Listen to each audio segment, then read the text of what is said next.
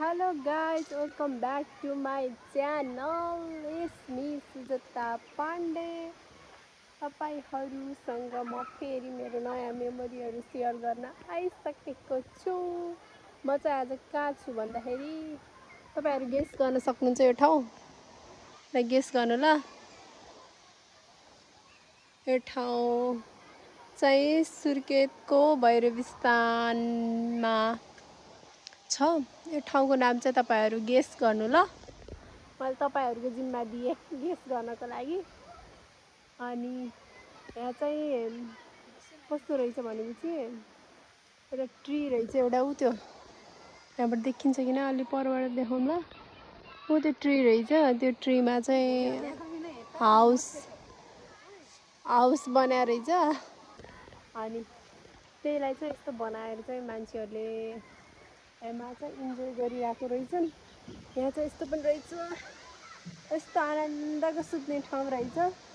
सुत्नको लागि चाहिँ 20-25 रुपैयाँ टिकट काट्नु पर्ने रहेछ। 25 रुपैयाँ टिकट काटेर म पनि आइसकेँ यहाँ सुत्नको लागि। कहाँदेखि अरे लाटीकोइलीदेखि भैरवस्थान आइसकेँ म पनि यही सुत्नको लागि भनेर। यहाँ चाहिँ उता एउटा हात पनि रहेछ, हात रहेछ। ओम हो कि हो त्यो देखेको हात रहेछ।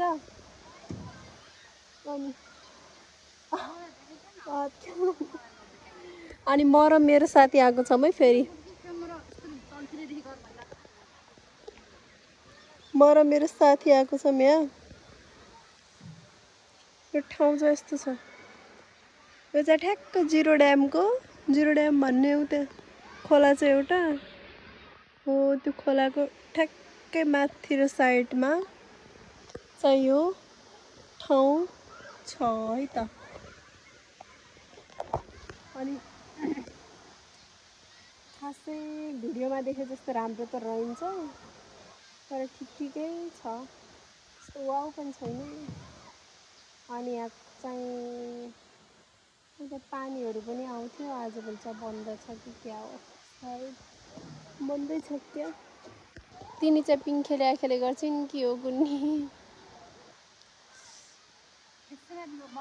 पिङ मात्रै खेल्न मन लाग्छ अरे उहाँलाई। के गर्नु साथी, यस्तो छ जिन्दगी। उहाँको बचपन अझै गएको छैन।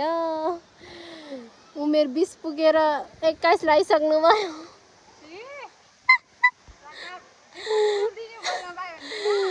ल्याइसक्नु भयो तर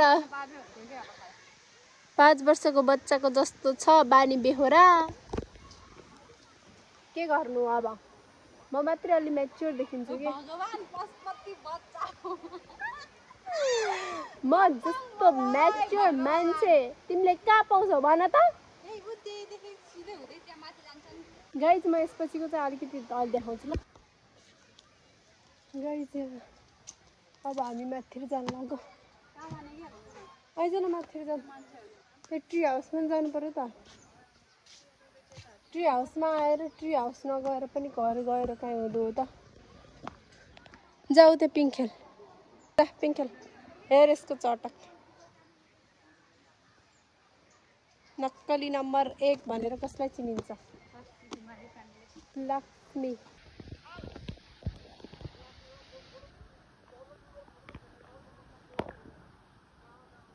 गाइस यहाँ यस्तो पनि रहेछ। यहाँ कार पनि आएछ यस्तो पारेर हामीसँग कार। म स्वर्गलोकमा जानुभएको छ गाइस। स्वर्गलोकको मजा लाग्दै हुनुहुन्छ उहाँले। बुद्ध भगवान हाम्रो आज हातमा आएर बस्नु भएको छ। लाउनुस् भगवान तल, लक्ष्मी भगवान, बुद्ध भगवान, भगवानै भगवान, गणेश भगवान। अब हामी चाहिँ यहाँबाट निस्किन आँटेको। अनि यहाँ निस्केर चाहिँ म मेरो साथीको घर जान्छु, उहाँको घर जान्छु। घर गएर चाहिँ हामी के गर्छौँ होला। त्यसपछि म चाहिँ आफ्नो घर जान्छु। घर गएर धेरै कामहरू भ्याउन छ। मैले भिडियो गर्न पाउनु होला सायद। अब यतिमै इन्ड हुन्छ मेरो video.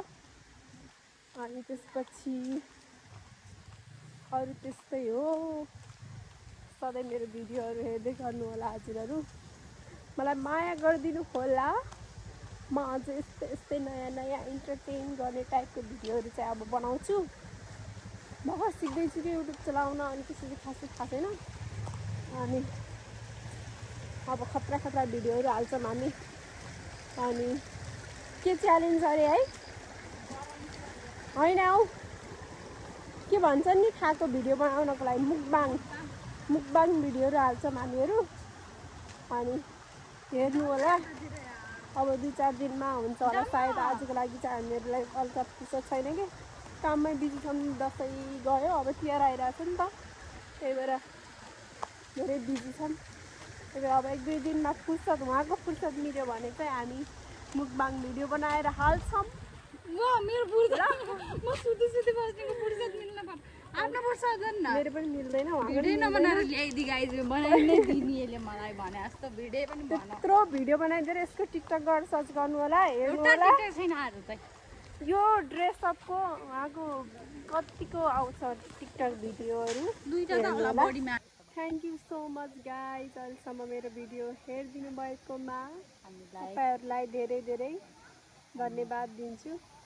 Like, comment, share, subscribe गर्न नबिर्सिनु होला है त।